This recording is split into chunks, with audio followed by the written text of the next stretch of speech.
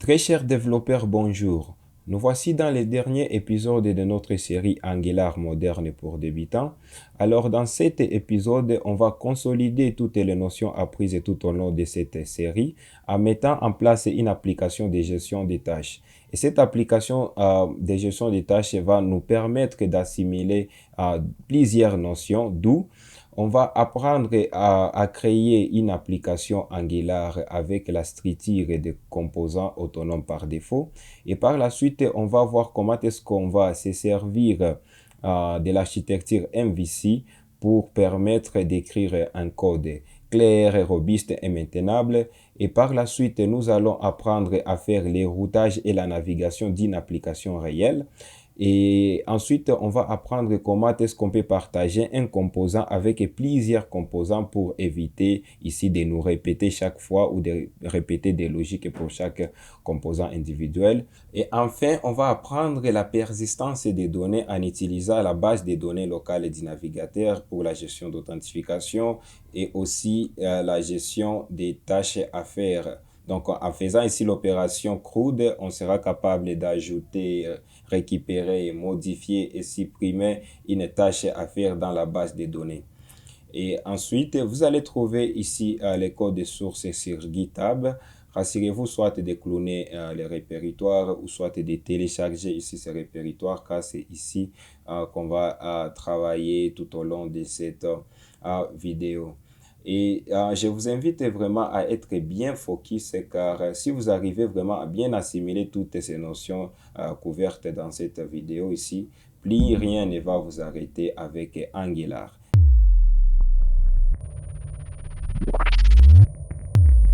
Avant de procéder par la création de cette magnifique application de gestion des tâches, je vais ouvrir l'invite de commande pour regarder quelle version d'Angular qui est installée sur ma machine par la commande ng version et je vais faire entrer. Ok. Je vais faire entrer. Vous allez voir ici que pour moi, j'utilise ici la version 16.1.0. Rassurez-vous vraiment d'avoir la version 16 ou la version supérieure à 16. Parce que bon nombre des choses qu'on va faire ici, c'est disponible dans la version 16 et la version supérieure à 16. Et par là, si vous avez la version 16, vous allez accéder sur l'emplacement là où vous voulez mettre votre application. Pour moi, je vais les mettre sur les bureaux. Je vais taper entrée et après ça, je vais taper la commande ici ng-new. Le mot-clé new ici pour générer ici une nouvelle application. Le nom de notre application, on va dire ici to-do. To-do app. OK. Suivi ici de quelques options, standalone pour initialiser notre application avec la structure ici de composants autonomes. Et on va dire inline template pour ne pas générer ici des fichiers HTML et inline ici style pour ne pas générer aussi des fichiers, les fichiers CSS, les fichiers de stylisation pour les composants initiaux. Et on va dire ici skip test pour ne pas aussi générer les fichiers des tests parce que c'est au-delà aussi du cadre de ce cours.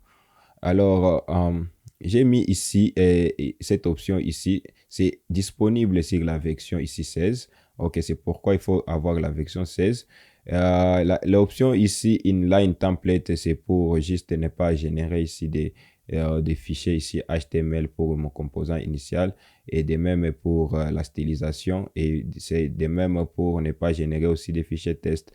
Et là, je vais faire entrer et le CLA d'Angular va me demander si je vais ajouter du routage à mon application. Je vais dire oui avec Y. Et je vais sélectionner ici la stylisation avec SCSS et certains préprocesseurs CSS.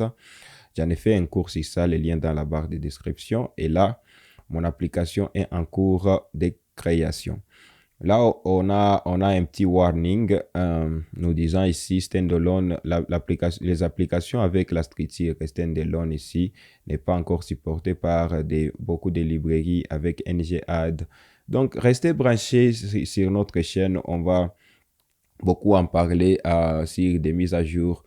Bon, le processus de création de l'application dépendra aussi de la qualité de votre ordinateur, des ressources de votre ordinateur et de la qualité de la connexion Internet que vous utilisez.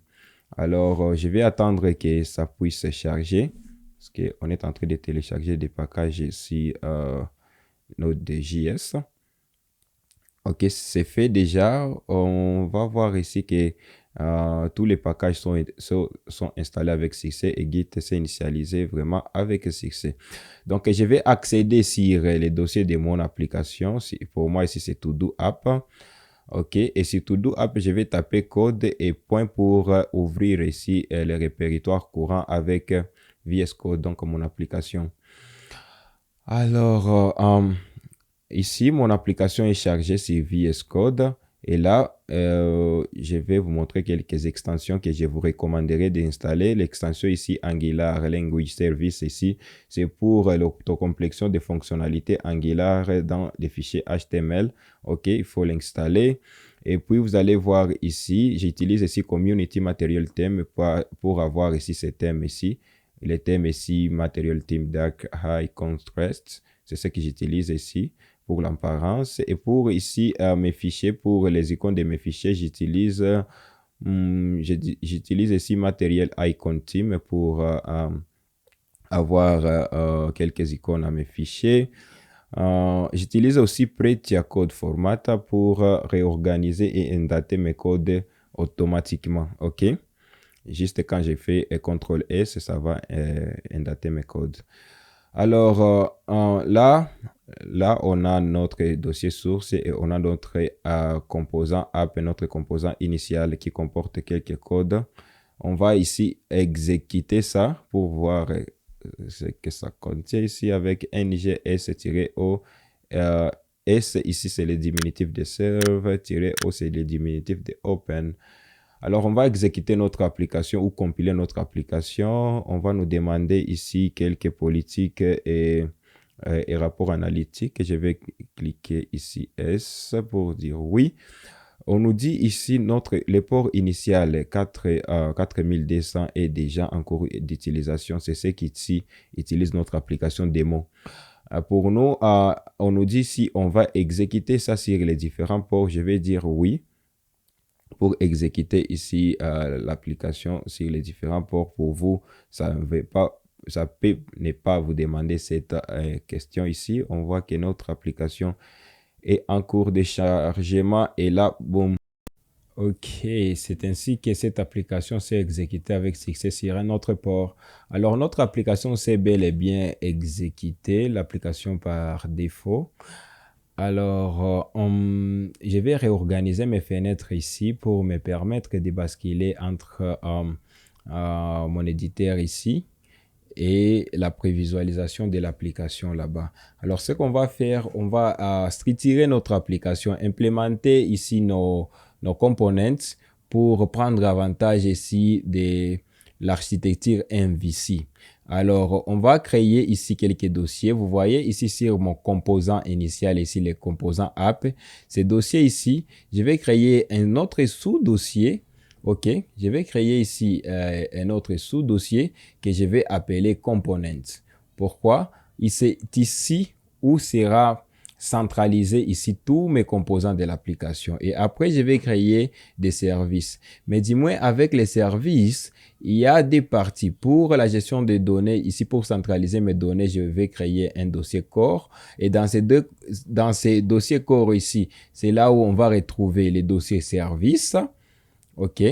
Et dans les dossiers core ici, on va retrouver un autre dossier pour les modèles, ici mes interfaces. OK.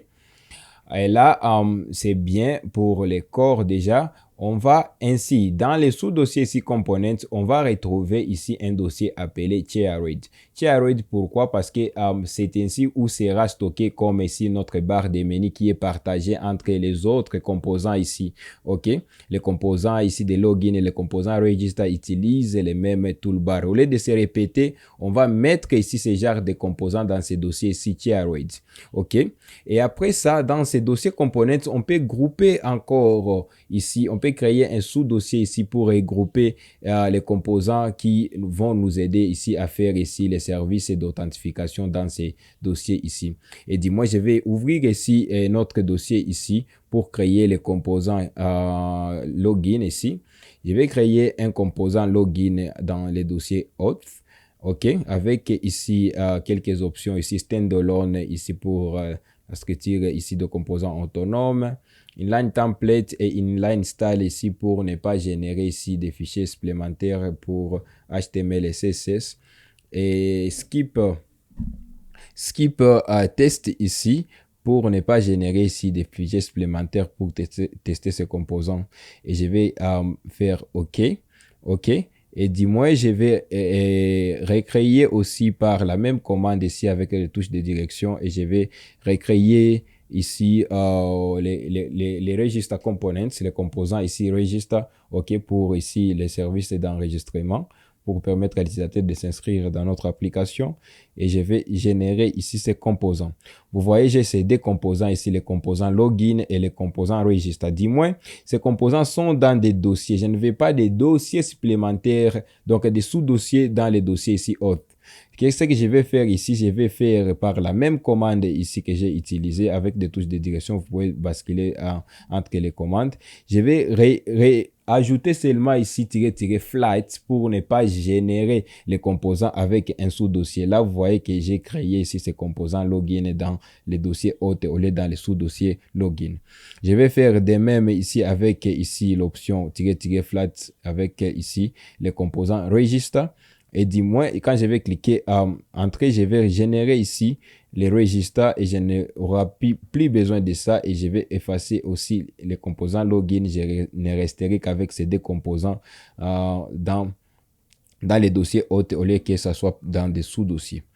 Alors, l'autre chose, c'est qu'on va faire ici, je vais créer la barre des menus, OK, dans ce dossier ici, Tiaroids. Je vais l'ouvrir avec le terminal, et là, je vais générer ainsi un autre composant et qu'on va appeler toolbar pour la barre des menus. Ce sera le composant qu'on va partager entre login et register, OK. Alors, c'est pourquoi je les mets ici dans les sous-dossiers Tiaroids. Tiaroids veut dire les composants partagés, OK. Alors là, on ne reste qu'avec un autre composant qui va prendre ici nos to-dos, OK. Je vais les créer ici sur les dossiers components, OK. Et là, je vais basculer entre des commandes précédentes. Je vais esquiver ici flat parce que je veux que ces composants ici soient dans un dossier, OK. Les dossiers sera appelé to-do, et les composants que je viens de créer sera to-do, OK. Alors, les composants to-do a été créé et on a été capable de générer tous ces composants. Du moins, on doit définir les routes pour la navigation dans notre application. On va aller sur le fichier app.route.ts et c'est ici que nous allons définir les routes. Et là, on va implémenter ici nos routes. Et ce qu'on va commencer, on va commencer par implémenter ici les routes pour login. Donc, on va les mettre ici dans un objet, et là, on a la propriété path pour définir l'IRL. Le schéma ici, le nom, c'est login, et les titres ici liés à notre route ici, comme là, vous voyez ici, c'est login bar to do app. Et là, ça va varier selon les composants. Vous voyez, ici, nous avons register. Et là, notre route ici a comme titre login, OK, barre de 6 ici avec Alt et la touche 6, OK. Et là, on a to do app, c'est le nom de notre application. Et sur cette route ici, va être ajouté notre composant ici login. Et pour l'ajouter ici, avec la technique appelée le loading, on va charger ici load component. Load component ici, c'est la propriété de la route qui va nous retourner une fonction de rappel. Et cette fonction de rappel va faire l'import ici de notre composant. Donc, on va faire ici dans les dossiers ici component, on va aller dans les dossiers auth, et dans le dossier auth, on va y associer ici notre composant login, d'où on va ajouter ici les mots-clés ici default, là où on a déclaré la classe login component, OK. Et je vais dupliquer ceci 3 fois, OK, 2 fois plutôt. Je vais les dupliquer 2 fois, et là, nous avions notre deuxième route pour register, pour la partie d'enregistrement. Et là, on a register, OK, et on va y associer ici les components ou les composants register. Et là, on va ajouter ici les mots-clés default sur la classe ici, register component. De même, ici, on va faire pour to-dos parce que ça sera notre page d'accueil là où sera listé ici nos listes de tâches. Ici, on aura to-dos, OK. OK, et ça va nous chercher ici les composants to-do barre ici to-do components. OK, là, il faut ajouter ici default. Et par ici, je vais ajouter ici sur ma route, ici, je vais ajouter quelques redirections. Pour finir, je vais ajouter quelques redirections. Je vais dire ici pour des paths vides, pour ici les chemins vides d'un chemin initial. Ici, on va être ici redirigé sur la partie tout douce, mais dis-moi, il faut que je sois connecté. Là, on me redirige sur login. Mais pour notre application ici, on va faire redirection avec la propriété, c'est redirected to. On va être redirigé pour la liste ici to 12, la liste qu'on a implémentée ici. Et je vais ajouter ici path match, OK, avec ici l'option full. Et de même aussi pour des routes génériques, OK, pour des routes qui n'existent pas. Je vais vous montrer quand l'utilisateur tape n'importe quoi là-bas, il va être redirigé sur To-Do aussi. Donc là, je vais effacer ceci et dupliquer seulement ici. Je vais dupliquer ça et je vais ajouter ici je vais ajouter des astérisques pour les routes génériques. Et là, je vais dire qu'il doit nous rediriger aussi sur des composants to-do.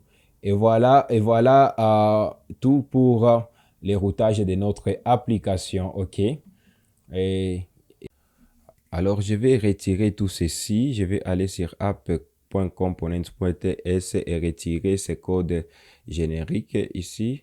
Ça nous a été généré quand on a créé l'application et ne restait qu'avec router-outlet pour visualiser le contenu de chaque composant.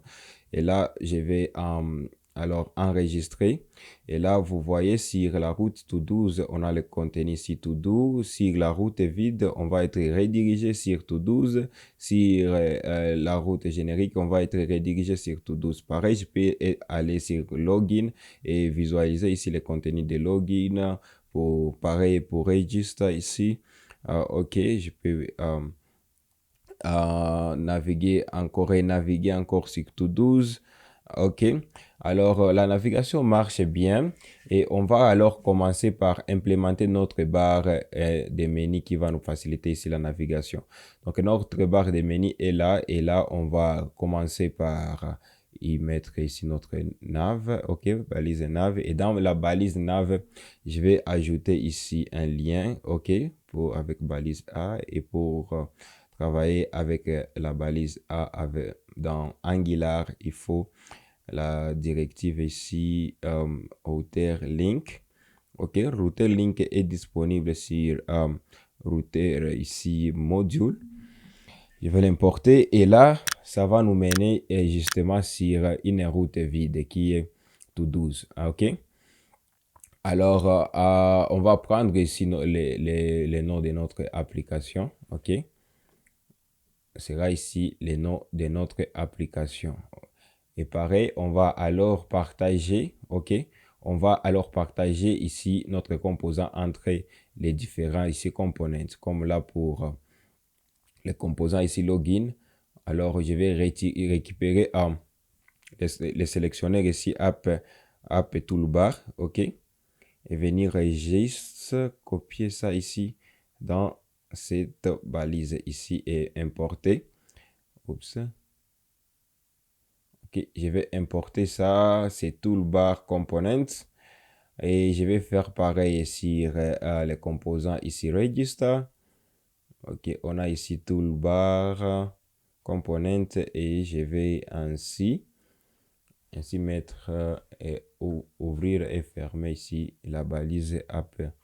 Ok, la balise app toolbar. Pareil, je vais les faire et je vais les partager aussi pour les composants to do. OK. Je vais ouvrir et fermer des balises et là, c'est app-toolbar. Alors, je vais justement importer toolbar components. OK. Et quand j'enregistre tout, OK, quand j'enregistre tout, vous allez voir ici sur login, on a notre toolbar déjà. Ici, register. OK, sur register, ici, on a notre toolbar. Et aussi sur to do, la route est to do's. OK, on a notre toolbar. Et on peut les voir ici partout. Et c'est qu'on va commencer ici, on va commencer à implémenter alors les éléments de notre nav. OK. Les éléments de notre barre de menu, ici, on aura des boutons pour nous faciliter la navigation. On aura ici la classe pour chaque bouton ici, toolbar button, donc bouton de la barre de menu, comme les boutons ici, c'est connecté. Les boutons se connecter va nous amener vers la route ici, login. OK. Et je vais dupliquer ça deux fois. On aura aussi register pour nous amener sur la page ici, s'inscrire. OK. On aura aussi to do's ici. Mais ça va changer bientôt. Bon, pour la déconnexion, on va aussi dire que c'est déconnecté. Alors, seulement ceci, on a nos trois boutons, OK. Là, on est sur s'inscrire, on est sur to do. Mais ce qu'on va implémenter est que quand on est ici sur login, que les deux autres boutons disparaissent. Quand on est sur register, pareil, ces deux boutons ici puissent disparaître. Et quand on est sur to do, ces deux autres boutons aussi pareil. Alors, ce qu'on va faire pour arriver à implémenter cette fonctionnalité, il nous faut déclarer quelques variables ici, variable input. Donc, ces variables recevra des valeurs lorsque on naviguera dans d'autres composants. Donc, ici, sera input et on va dire ici is a login, is a login shown. La nomenclature, c'est un peu difficile pour dire que c'est la prévisualisation du bouton ici login qui sera du type booléen. OK. OK, ça sera du type booléen. OK, ce qui va déterminer oui ou non on peut prévisualiser ici ces boutons. Là, on aura aussi pour le bouton register et on aura en fait pour le bouton logout pour la déconnexion. OK. Alors, si on a enregistré, ça va rien faire pour le moment, OK? Du moins, on doit implémenter ça pour chaque composant, là où est importé ici notre toolbar. Je vais dire is login button. On va ici faire la liaison par propriété et affecter ici, comme c'est booléen, on va affecter une valeur true pour prévisualiser ces boutons. Alors, pour que ces boutons soient visibles, on doit passer ici true. OK. Et on doit faire pareil pour register. Pour register aussi, on va faire pareil. On va stocker ici dans cette variable ici quand on va passer ici sur ces composants. OK. Ça peut prendre la valeur fails, mais ici, on va que ça puisse afficher. Alors, on prend through. Et aussi, pour to do, OK. To do, c'est ce qui va implémenter ici le bouton logout. Et on va y passer aussi une valeur through. Et je vais enregistrer. Pour le moment, rien va se passer, OK? Rien va se passer à part que les boutons fonctionnent, mais ce n'est pas ça ce qu'on veut. Alors, on va implémenter alors la valeur qui est stockée dans chacune des variables ici pour chaque bouton. Donc là pour les boutons se connecter ici. On va dire une condition. Visualisez-moi des boutons si dans isLogin button est égal à true. OK. Quand on a une valeur vraie, on va faire pareil ici pour register et on va faire aussi Pareil pour le bouton logout, pour le bouton de la déconnexion. OK? Et avec ça, quand on enregistre, vous allez voir ici, je vais redimensionner ceci pour voir les codes entiers. Alors, vous allez voir ici sur To-Do, on a rien que les boutons c'est déconnecté. Pareil, mais ça devrait nous amener vers Logout. Si ça devrait nous amener vers plutôt Login. Donc là, on va dire Login. Si, OK, j'enregistre. Si j'ai cliqué ici, je dois être redirigé sur Login, ce qui est vrai. OK. Sur Login aussi, si j'ai cliqué là, je devrais être redirigé ici sur la page d'inscription. OK. Normalement, ça devrait nous amener sur OK, Register. OK, et les noms du bouton en soi, ça sera ici s'inscrire. OK. Parce que si on est sur Login, on doit aller peut-être que pour se connecter et vice-versa. Là, on doit être sur Login et on doit être sur se connecter. OK. Je vais enregistrer tout. OK. Et là, vous allez voir, on est sur Login. On peut décider si je n'ai pas de compte, je peux naviguer sur Register. OK. Pareil, ici, vous voyez que je peux être sur Login et je n'ai pas de compte. Je peux aller sur S'inscrire. Sur S'inscrire ici, puis si je suis là et j'ai un compte, je peux toujours naviguer sur Se connecter. OK. Et c'est pareil, c'est ce qu'on vient ici d'implémenter ici. OK. Alors, je vais commencer par styliser notre barre de menu. Je vais ajouter ici ces guillemets ici. Et je vais ajouter ici la classe toolbar sur nav ici. Je vais dire classe toolbar. OK.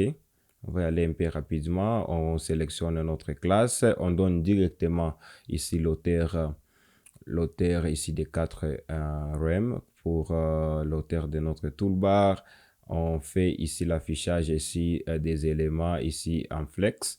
Et dans flex, on va les justifier ici. On donne les espaces entre ces éléments ici, space between.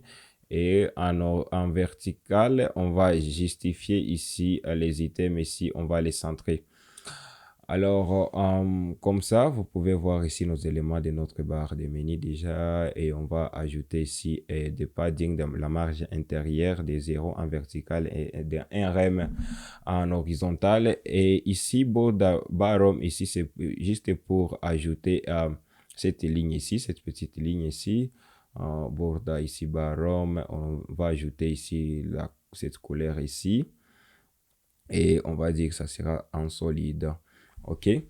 Et on va aussi dire ici position sticky. Position sticky pour que la barre des menus ne scrolle pas. OK, ça soit coincé ici en haut. Pour le coincer en haut, on va ajouter ici top 0. OK, et seulement ça. Mais dis-moi pour la marge, vous voyez qu'il y a quelques marges que notre navigateur a essayé ici de nous les ajouter par défaut. On va aller sur la stylisation globale.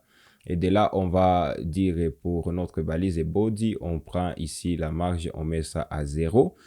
OK. Et là, vous allez voir ici, on n'a plus de marge. Si j'ai commenté ça, on a quelques marges ici qui nous a été ajoutées par notre navigateur.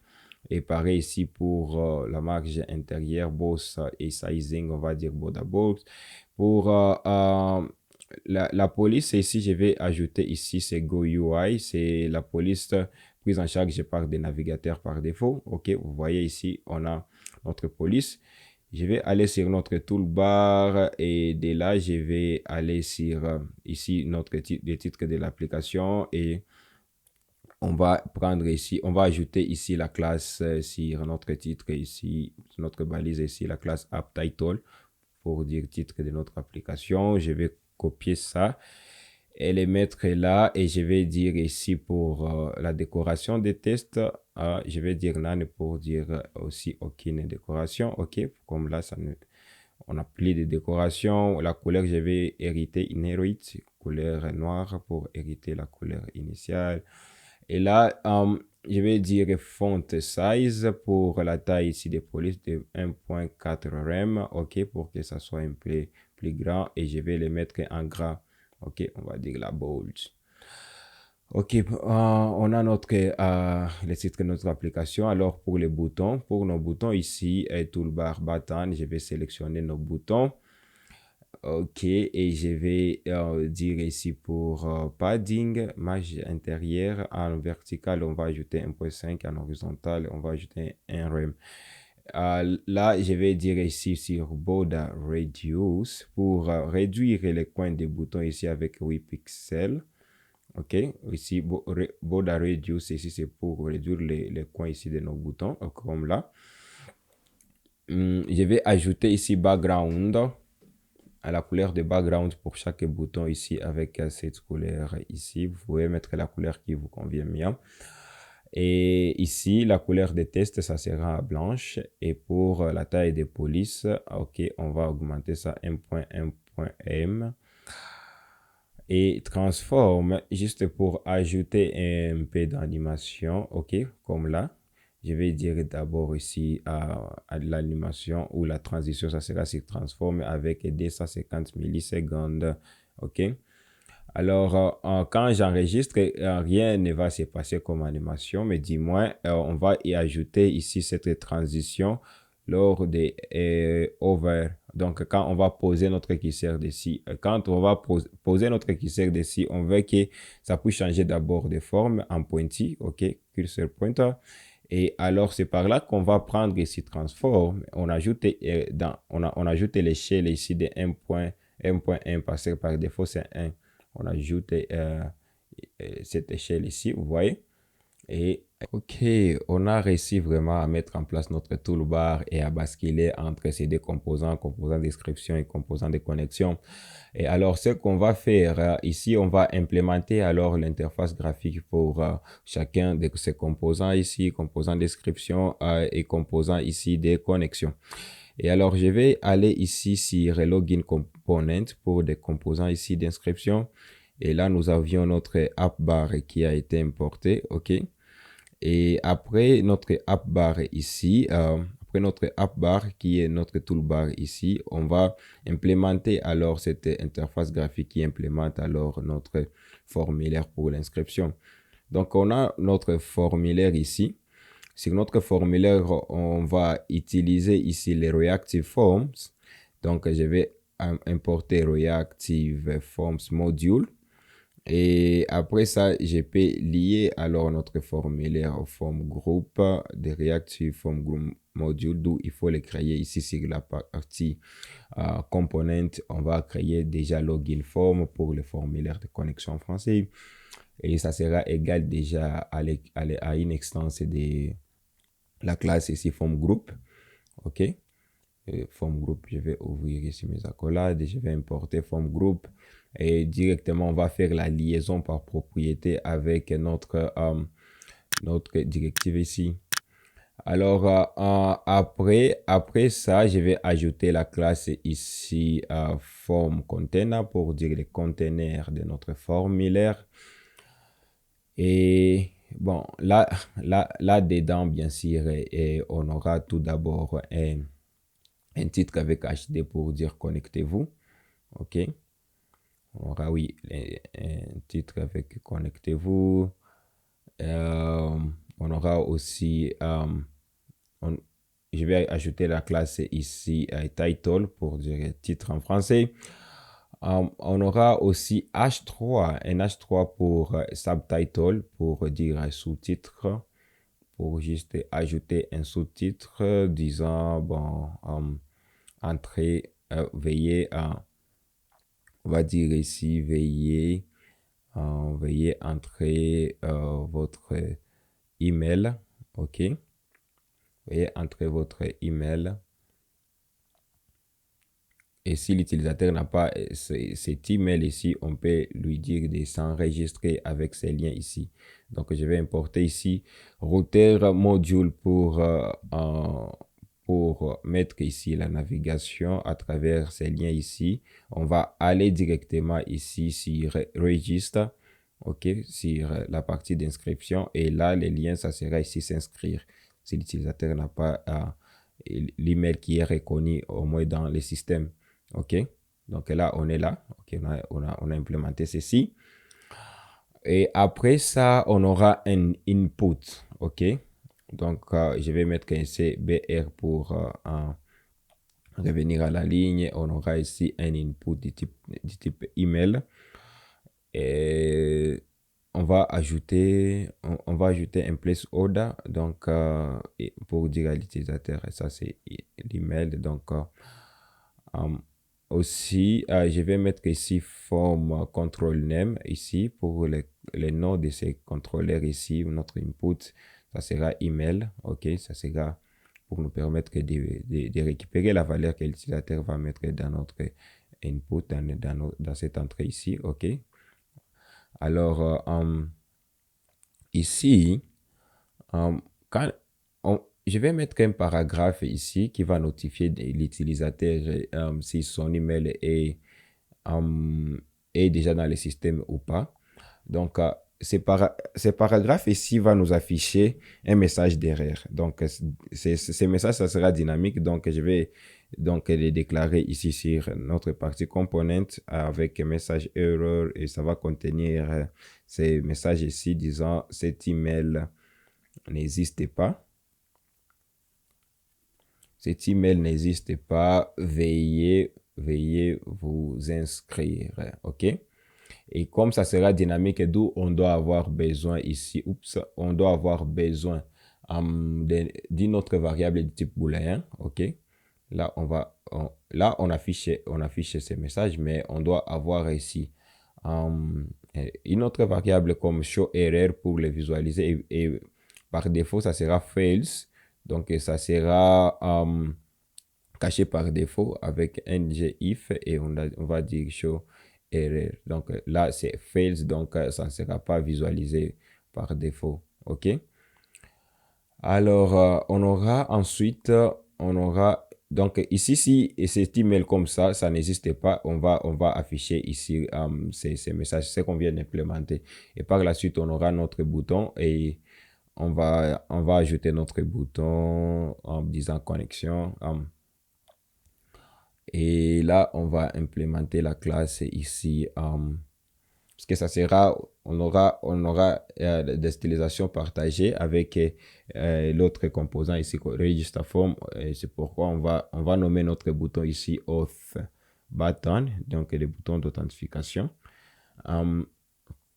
Et on va désactiver ça si cette condition est vérifiée. Si ce formulaire ici est invalide, ce bouton sera désactivé. Donc, on va dire notre formulaire ici, point invalide. OK. Si notre formulaire est invalide, on va vraiment désactiver ça. Et là, je vais dire ici, notre bouton va déclencher ici le type de ces boutons. Ça sera submit pour déclencher la soumission de ces formulaires. Donc, on va dire submit. Et sur notre formulaire ici, on va ajouter un événement ng submit. Où est-il? Ng submit qui va appeler alors notre fonction ici submit. OK, ça va appeler notre fonction submit comme ça. Oups. Oh, parenthèse. OK. Et là, il faut que ça puisse exister ici. Donc, ça va soumettre en ce formulaire. Mais du moins, quand on sera en train de taper et quand on clique entrer, quand on sera tenté de taper l'email et qu'on clique entrer, le formulaire va se soumettre automatiquement. Du moins, je vais esquiver tout ceci là. Je vais seulement soumettre le formulaire quand l'utilisateur va cliquer sur ces boutons, et esquiver d'autres formes de soumission de formulaire. Là, je vais tout enregistrer. OK, je vais tout enregistrer pour ainsi, je vais ajouter ici le contrôleur ici email avec une extense de la classe ici form control pour extenser des contrôleurs, et ça aura la valeur initiale ici des strings vides. Et je vais importer ça et je vais ajouter quelques validateurs. OK. Je vais ajouter quelques validateurs pour euh, ces contrôles ici. Ces contrôles ici comme validateur, ça doit avoir d'abord des formats de email. Et aussi, je vais copier ceci pour dupliquer ici. Alors, on va dire ici, notre formulaire sera valide aussi longtemps que l'utilisateur va mettre quelque chose. Et ce qu'il va mettre ici, ça doit avoir des formats d'email. C'est ce qu'on vient de dire pour notre cas. Oups, je vais enregistrer ça. Je vais enregistrer ça. Et là, c'est ce qu'on vient d'implémenter. OK. Ici, pour que les boutons soient activés, il faut que là, il a mis quelque chose, mais il faut que ça puisse avoir ici format d'email. Alors, on va ajouter ici la stylisation, ok, mais cette stylisation ici sera partagée entre ces deux components. La même stylisation ici sera partagée entre les logins et les register, ok. Alors, je vais aller sur les dossiers ShareRed ici. Souvenez-vous, c'est là où se trouvera tout ce qui sera partagé entre les autres composants. Et ici, ce qu'on va partager ici, c'est des styles de notre formulaire ici, formstyle.css. Et là, on va écrire quelques classes ici, CSS. Donc, form container pour les conteneurs de notre formulaire. On va définir ici la largeur ici des max content pour dire que ça va prendre ici la largeur des contenus. Et là, on va dire ici border reduce pour réduire ici les coins de notre formulaire à 8 pixels. On va aussi ajouter des marges intérieures de DRM. OK, seulement ceci. Et pour appliquer ça alors sur chaque des components, on peut venir ici sur ces composants ici, là où est défini des styles. Et là, je vais ouvrir, je vais ouvrir mes guillemets comme ça et je vais dire ainsi. Là, je vais ainsi dire ici use. OK. Pour utiliser ici des stylisations qui se trouvent dans ces fichiers ici, je vais aller directement en dehors des auth. OK. En dehors ici de notre dossier et spécifier ici les dossiers ici ShareRed. Après, on va spécifier en forme.style. OK. C'est le map form.style ici parce que bon, on va renommer ceci. Ça sera un fichier partiel. Un fichier partiel CSS. J'en ai parlé dans les tutoriels CSS. Les liens dans la barre de description. Alors ici, on a récupéré notre forme ici, notre forme contrôle. OK. Et ici, on a enregistré. OK. Il y a quelque chose ici qui s'est modifié. Mais dis-moi, hein, comme ici c'est la stylisation globale, je vais esquiver ça ici. Je vais amener ça ici dans notre fichier ici de la stylisation globale. Et je vais l'importer ici en disant use. On va définir les schémas ici de ces fichiers. OK, on va les récupérer as all pour styliser toute classe ici qui se trouvera ici. Et quand je vais enregistrer, OK, pour ici ça va, on les met ici sur ShareRed ici pour que qu'on puisse savoir ici quels sont ces fichiers qui sont partagés dans notre application. Vous voyez ici. Bon, ça fonctionne déjà parce que ici, si je viens, ici, je vais mettre background rouge. Vous voyez que ça prend effet. OK, et ça va prendre effet pour tous les autres composants qui vont hériter ici de ces stylisations. Alors, je vais mettre quelque chose ici comme bordure, OK, et de la couleur ici gris, OK, comme ça. Et je vais ainsi ajouter ici des padding top, OK, pour juste ici des marges intérieures supérieures, OK. De 1 rem et margin ici, je vais dire ici des rem en vertical et en horizontal, je vais dire auto pour que ça puisse être centré, vous voyez ici. Alors, pour les restes, pour les restes de stylisation ici, ok, je vais justement importer et copier ces GitHub et coller cette stylisation, ok. Ici, c'est les titres, ok, pour HD et H3, on a récupéré ici pour nos titres, ok, on a ajouté un peu de marge, on a dit, ici, pour notre input, on a ajouté quelques stylisations. Et ici, je vais prendre ici cette classe ici, auth button, que je vais remplacer avec ces deux classes ici. Donc, on a auth button et par après, on aura cette classe et je vais vous montrer à quoi ça sert. Mais on va appliquer ici ces stylisations ici pour ces boutons. Et pour ici, quand le bouton sera activé, on va appliquer aussi euh, donc là, je vais enregistrer. OK, vous voyez. Quand le bouton sera activé, c'est alors qu'on va appliquer ici ces stylisations. Donc, je vais mettre ici, ça sera une classe dynamique avec ngClass qui va activer ici, qui va faire appel à cette classe qui contient ces stylisations aussi longtemps que, euh, aussi longtemps que le formulaire n'est pas invalide. OK?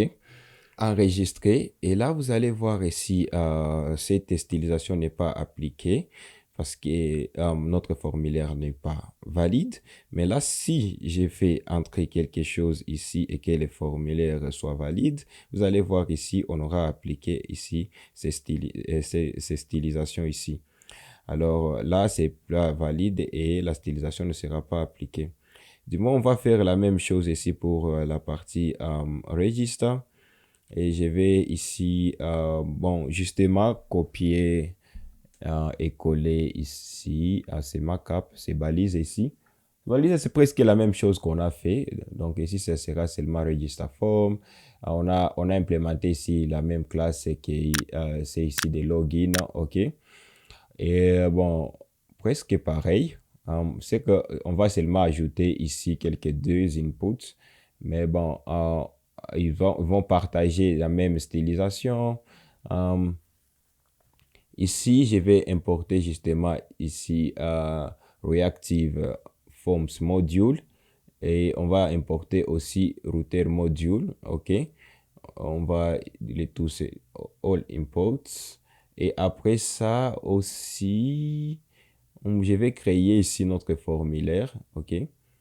Où je vais copier tout ce qu'on a fait sur login et je vais venir ici coller ça ici. On n'a plus besoin ici de ces deux variables. Je vais retirer ici ces deux variables pour cette partie. Et là, on aura ici, c'est register form, c'est pas login form, c'est register form. On va importer aussi, on va importer ces deux formes, groupe et forme contrôleur. Et ici, je vais ajouter un autre contrôleur. OK. Je vais ajouter un autre contrôleur. Parce que bon, je crois que on aura des contrôleurs. OK.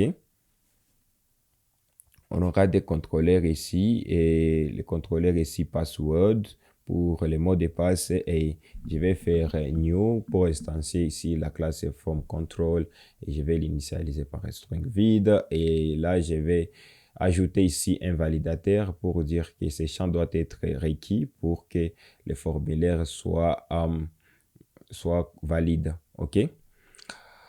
Et ici, sur notre formulaire, je n'ai pas besoin ici des noms complets. OK. Les noms complets ici, je vais les changer en mot de passe. OK. Mot de passe. Et ici, ça sera du type mot de passe. OK.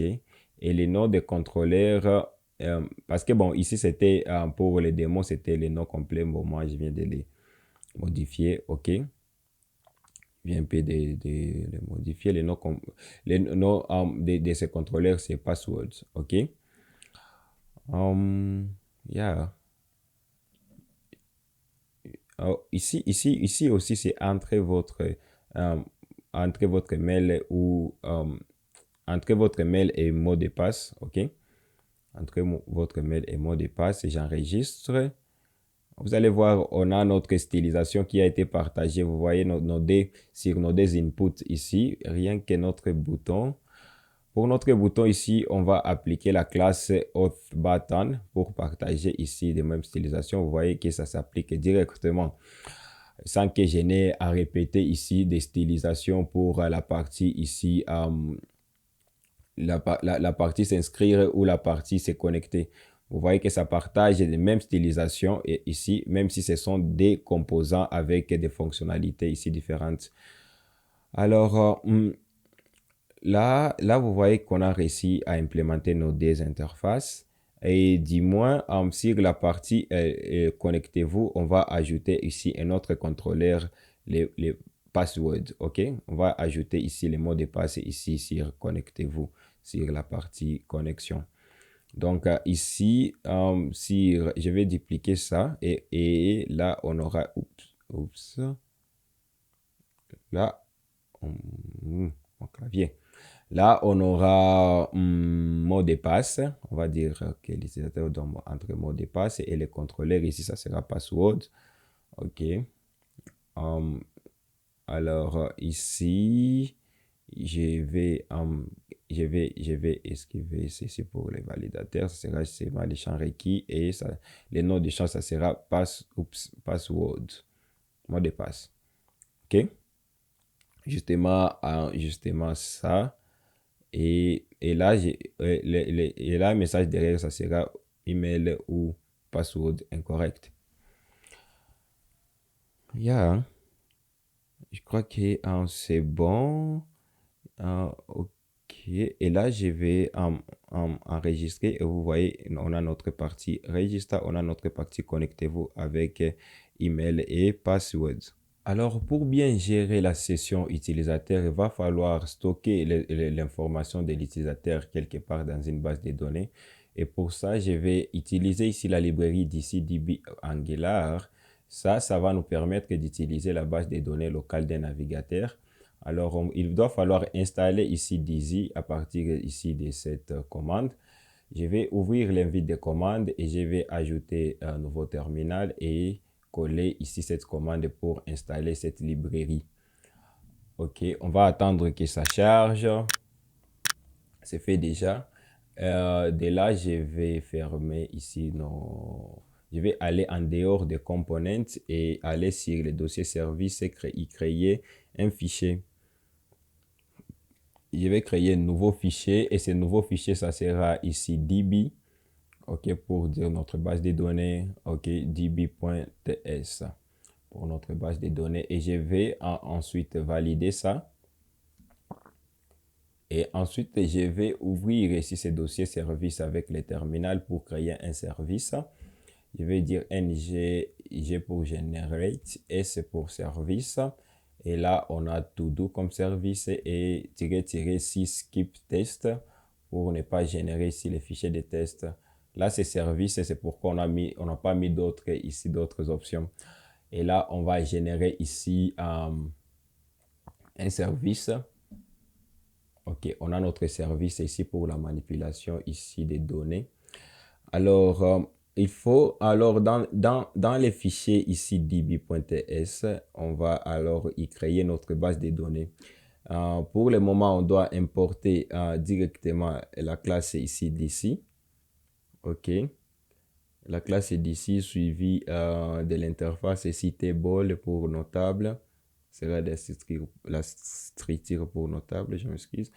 Et on va importer tout ça depuis notre librairie qu'on a installée. Et puis, on aura besoin d'exporter la classe ici. On aura besoin de mettre export de la classe pour que cette classe qu'on va créer ainsi soit disponible en dehors de ces fichiers.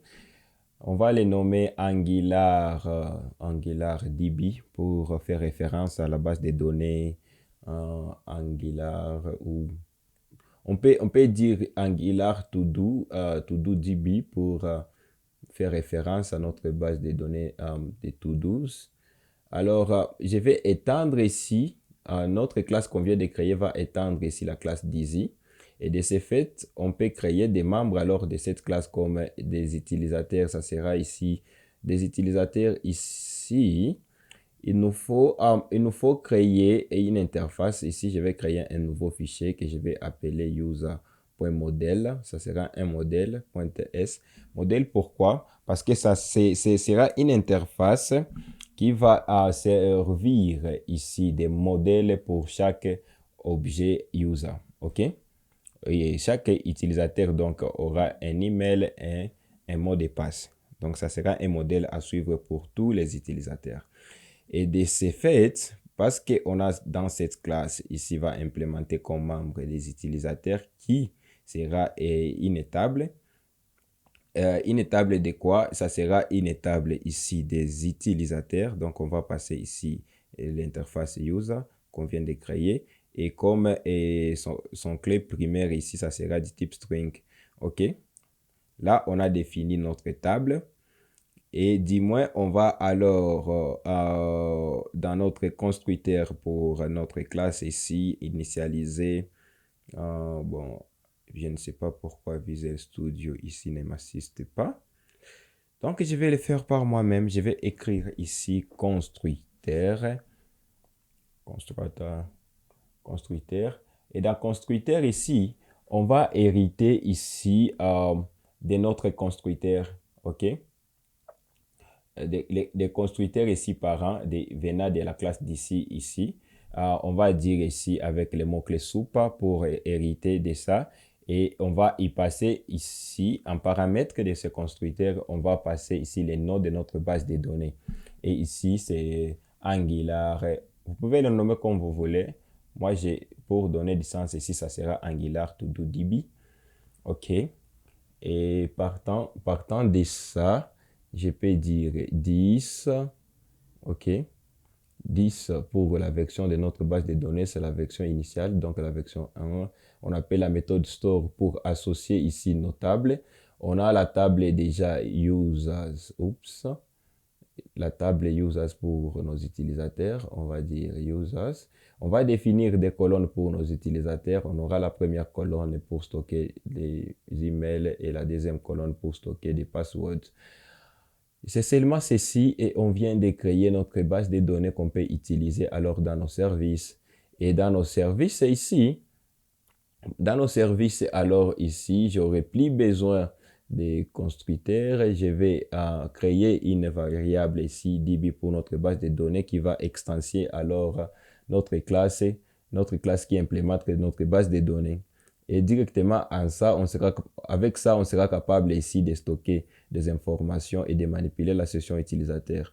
On peut écrire une fonction pour la simulation des logins. On va passer ainsi en paramètre l'email de l'utilisateur. OK. En paramètre de cette fonction, l'email de l'utilisateur ici. Donc, on va prendre l'email et on va seulement prendre l'email de l'utilisateur. Et puis, on va retourner, OK?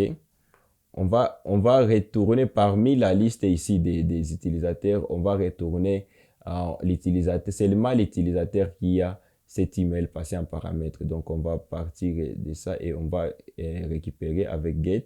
On va récupérer ici l'utilisateur avec l'email qu'on a passé en paramètre. Et pour enregistrer un nouveau utilisateur, je vais écrire une fonction appelée new user pour nouvel utilisateur. On va passer cet utilisateur à OK, qui suit vraiment l'interface qu'on a créée. Et ici, ici, je vais faire référence à notre base de données. Et dans la table ici, utilisateur, users, je vais ajouter avec add, je vais ajouter cet utilisateur qu'on aura passé en paramètre. OK, c'est juste CD ici pour connexion et enregistrement de l'utilisateur. Alors, vous allez voir ici, on a toujours accès ici à la route tout 12, même si on n'est pas connecté, on n'est pas encore connecté. Alors, comment est-ce qu'on peut protéger cette route? Je vais aller sur GitHub, récupérer ici une fonction que je vais justement coller ici. Et là, ça va justement faire une simulation. Ça va vérifier si dans les champs email en local ici de notre navigateur existe. Si ça existe, donc l'utilisateur est connecté. Et si ça n'existe pas, on va lui renaviguer sur la page login pour que l'utilisateur se connecte. Et là, je vais injecter ici les services router pour la navigation. Je vais injecter ici router et je vais importer ici tout ça. Oups, Visual Studio, qu'est-ce que tu me fais là? C'est inject. On va importer ces deux fonctions.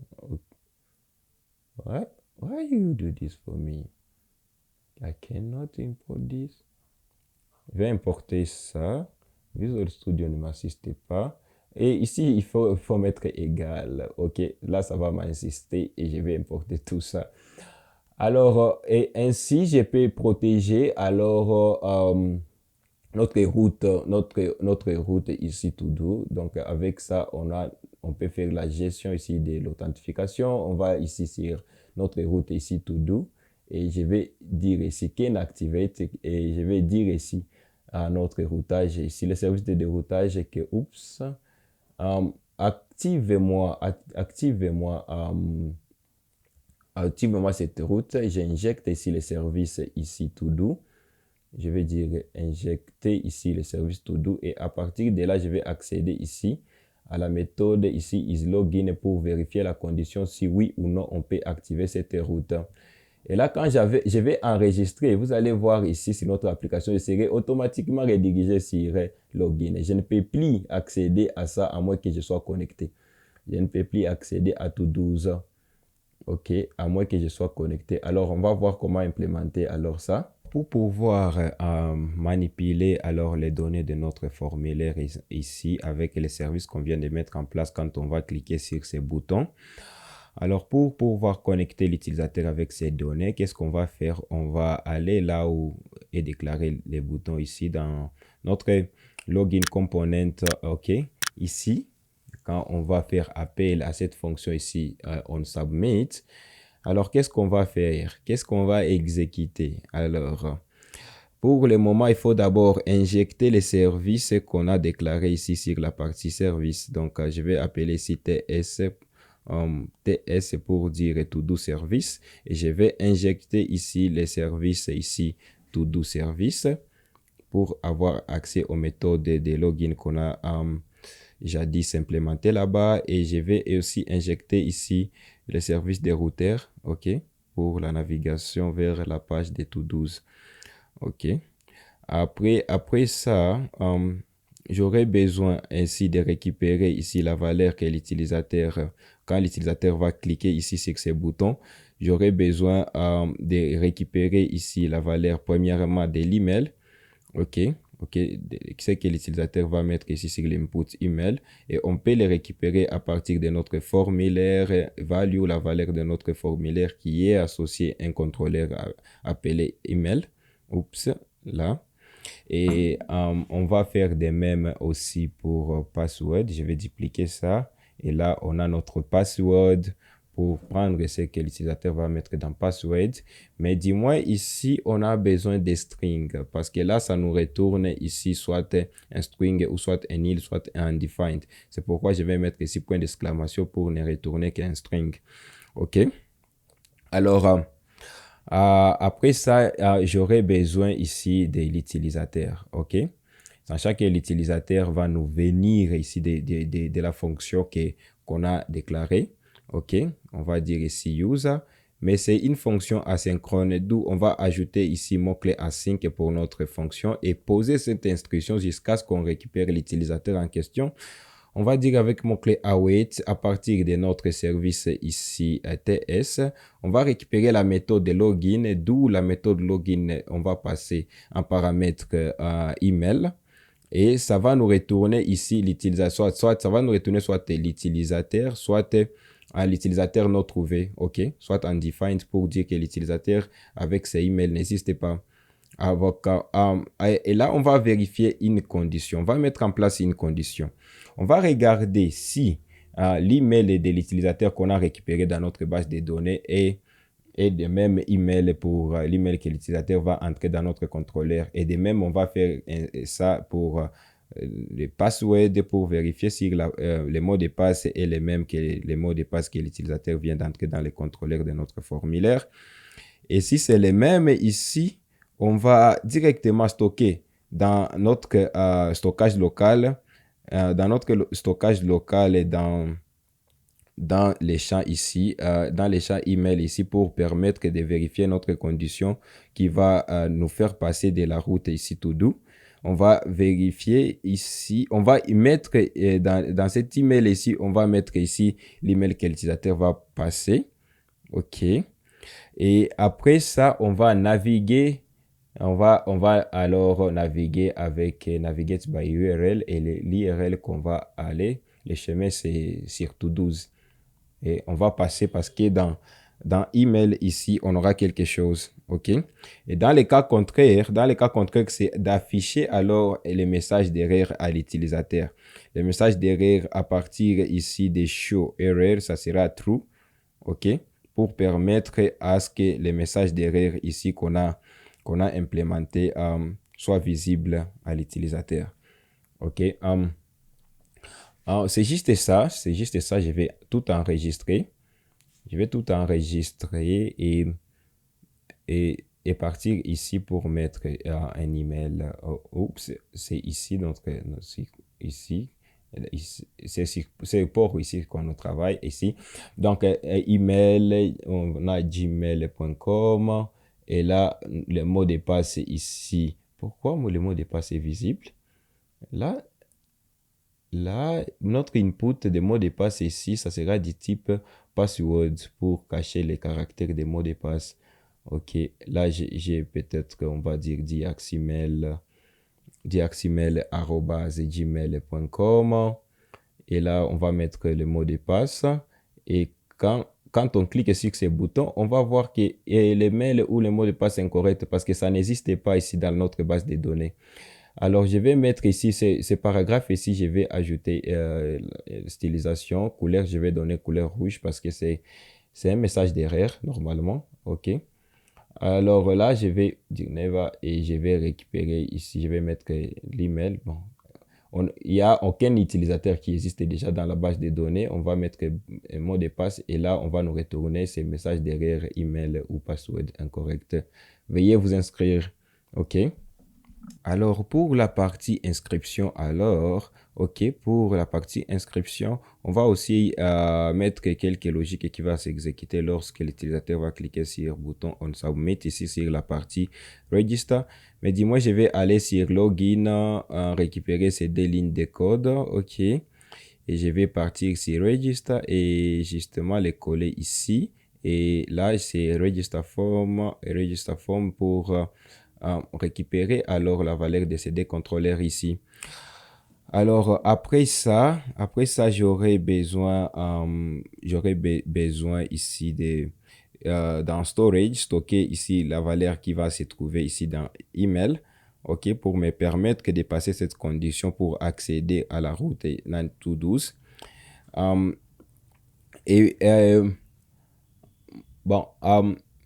Cette fonction ici, ça sera asynchrone, OK? Cette fonction ici, ça sera asynchrone et je vais avoir besoin d'injecter ici le service To-Do's. Donc, je vais faire TS, T pour To-Do et S pour service. Je vais injecter ici To-Do service, OK? Et ici, je vais alors avoir besoin de poser cette instruction ici. Je vais dire ici sur notre service ici To-Do's, je vais récupérer ici la fonction ici new user et je vais passer lead user ici. Alors on va déclarer ici les users. OK, les users, ça sera ici l'objet qu'on va stocker comme utilisateur dans notre base de données. Donc, ça va avoir ici les modèles de cette interface que je vais importer ici.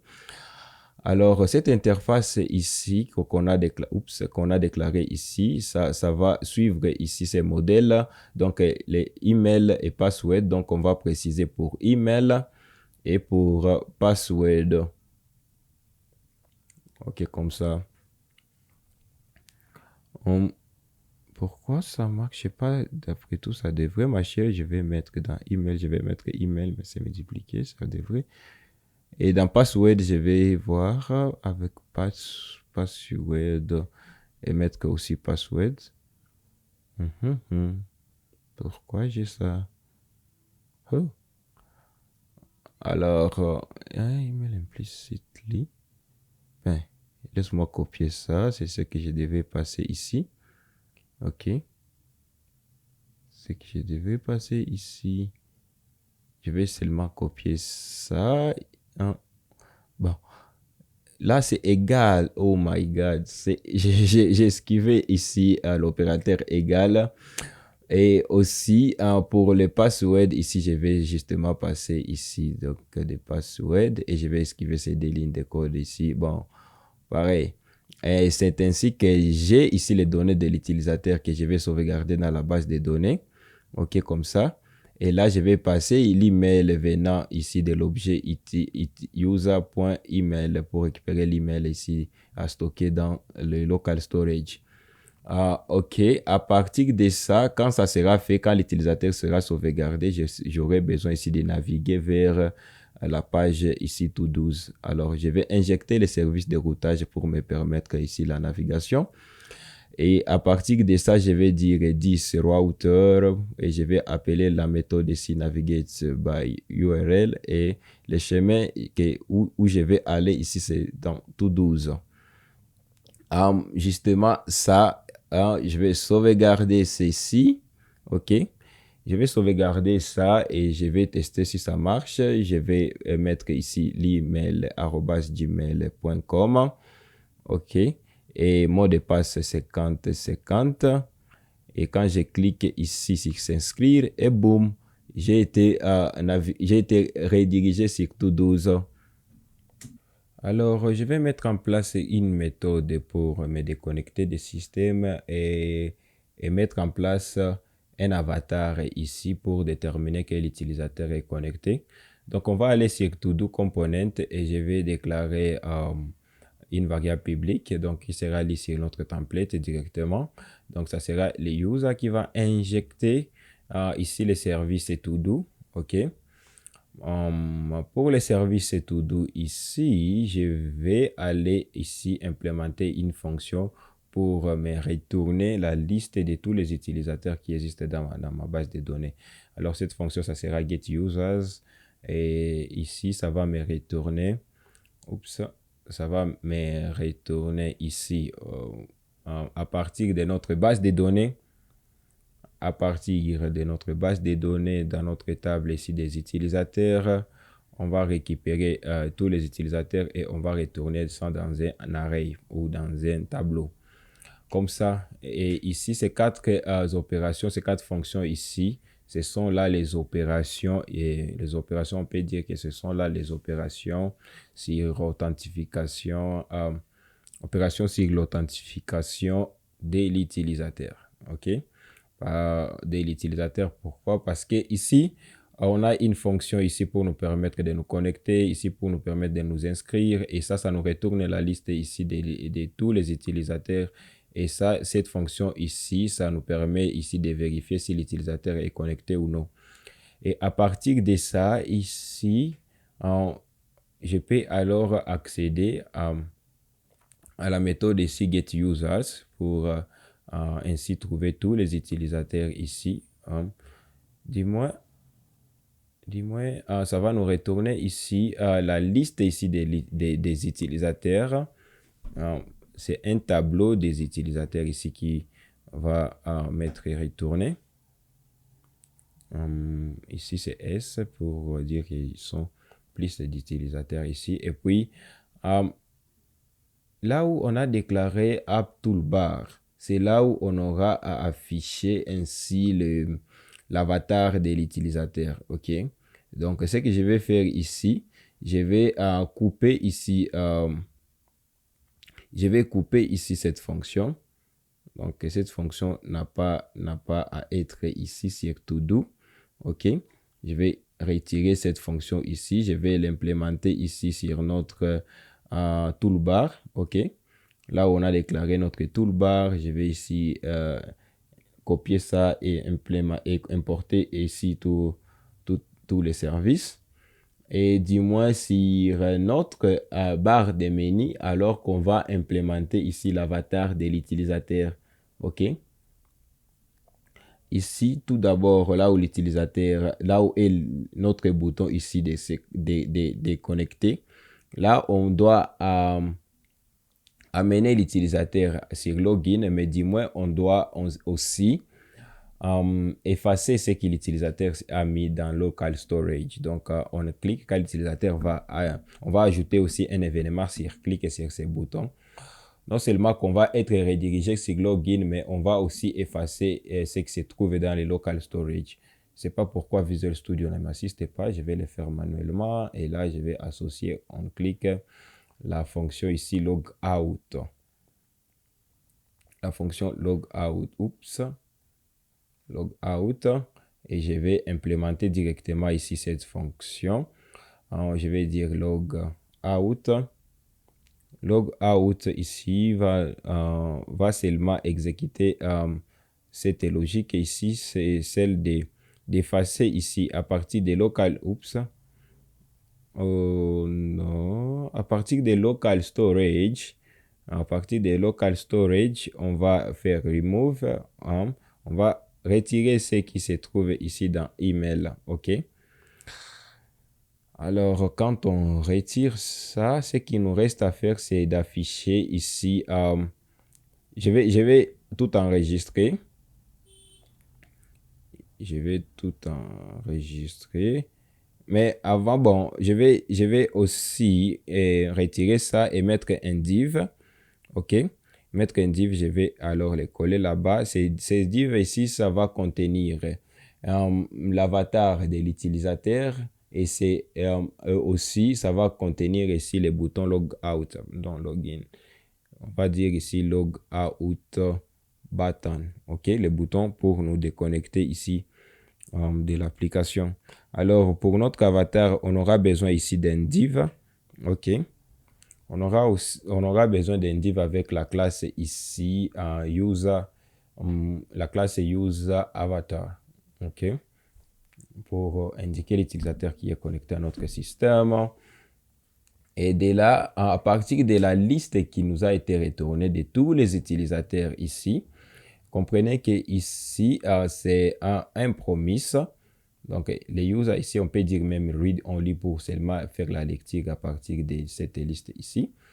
Oups, qu'est-ce que je vais faire?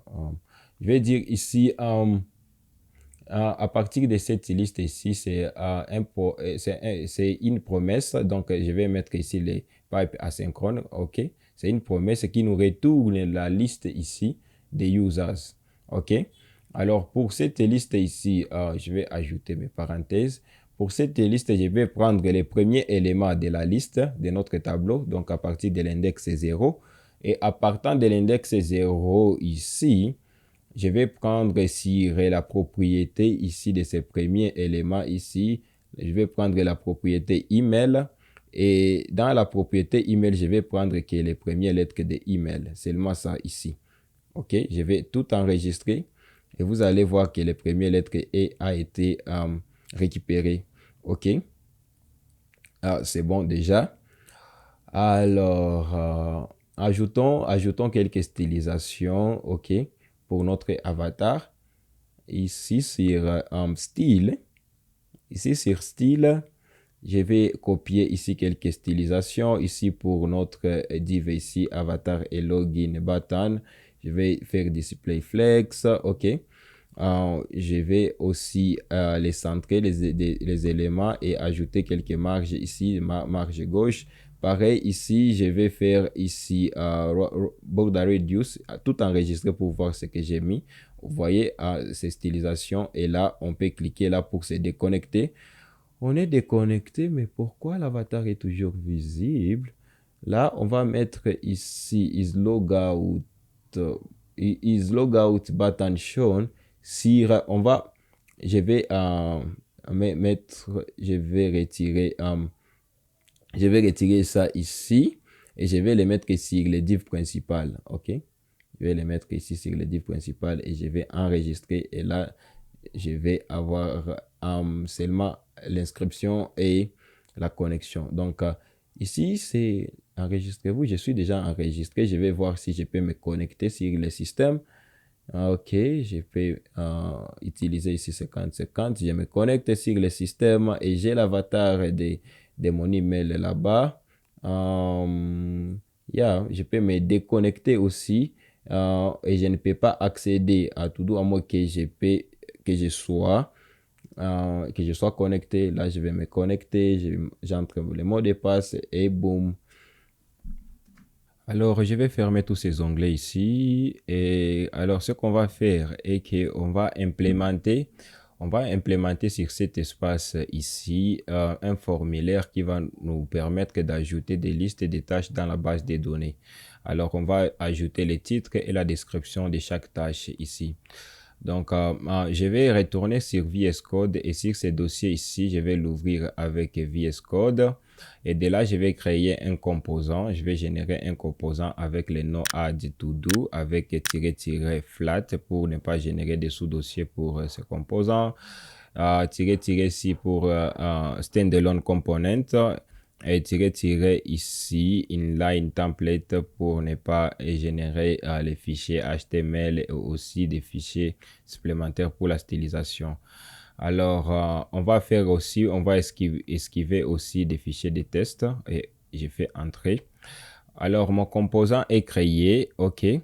Alors, si ce composant ici, je vais réduire ça, si ce composant ici a des to-do component, ici, ce qu'on va faire, on va mettre ici, on va déclarer directement notre formulaire. On va appeler ça add to do form pour dire le formulaire d'ajout des tâches, si on voulait en français.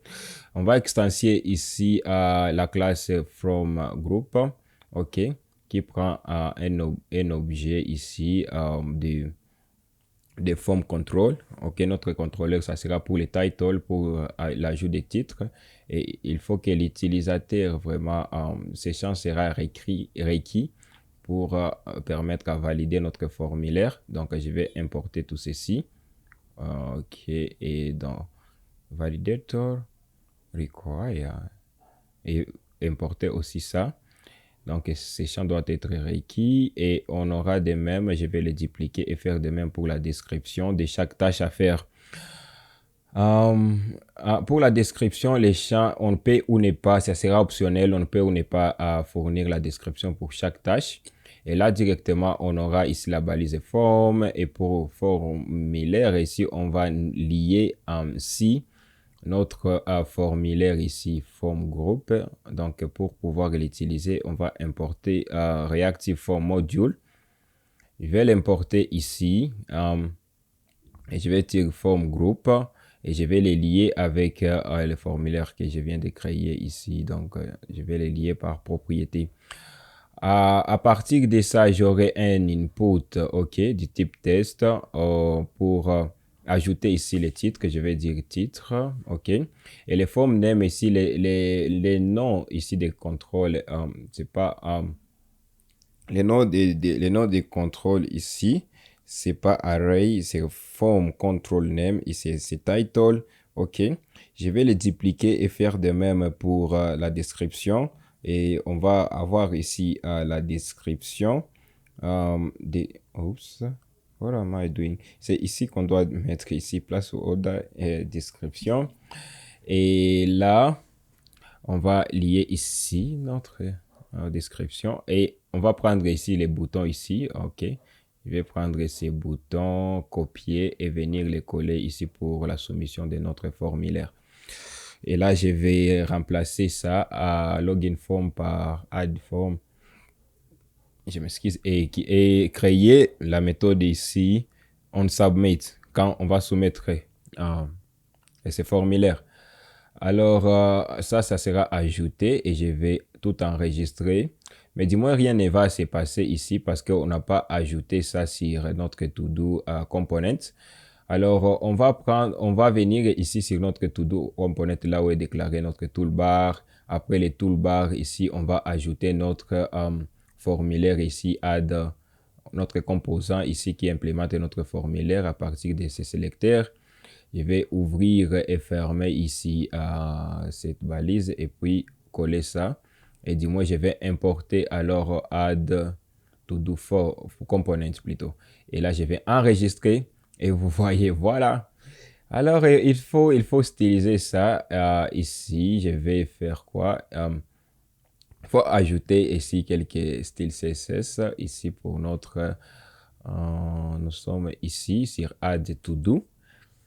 On va aller sur la partie Style et on va directement sélectionner ici Form Container. Je vais ajouter cette classe ici sur notre formulaire. OK.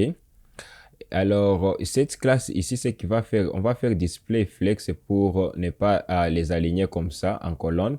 On va aligner nos inputs côte à côte, ok? C'est pourquoi c'est display flex et on va prendre chaque élément de notre form control et on va ajouter ici quelques marges. Alors, je vais enregistrer. Ok, c'est ce qu'on trouve ici. Alors, là, on a notre formulaire. On peut avoir un titre. OK, notre formulaire sera valide, mais on peut avoir la description. Le formulaire ne sera pas valide. Il faut fournir des titres et la description, ou soit les titres seuls. OK. Pour sauvegarder une tâche à faire dans une base de données, on aura besoin d'un modèle de données comme on l'a fait avec user. Donc, je vais créer un nouveau fichier ici dans ce dossier. Oups, je vais créer un nouveau fichier et je vais le nommer todo. Oups, todo.model.typescript. Et là, je vais exporter cette interface ici pour que ça soit disponible en dehors de ce fichier. Et interface, ça sera appelé to do, tâche à faire. Et pour chaque tâche à faire, on aura besoin d'un identifiant, donc l'id de to do. Donc, on va faire ici id. Et ici, l'id nous sera fourni par notre base de données. Donc, on va les rendre optionnels. OK, donc ça sera optionnel du type ici string. Et aussi, on aura besoin de title pour les titres, pour sauvegarder les titres de la tâche à faire. On aura besoin de la description du type aussi string. On aura besoin de savoir si oui ou non la tâche a été déjà effectuée avec cette propriété ici dan qui sera du type booléen. Alors, quand on a ça, on va alors procéder par créer ici une table qui sauvegardera nos to-do. Alors, on va aller ici sur notre base de données et ici, on va créer une table appelée to-dos du type ici table. OK.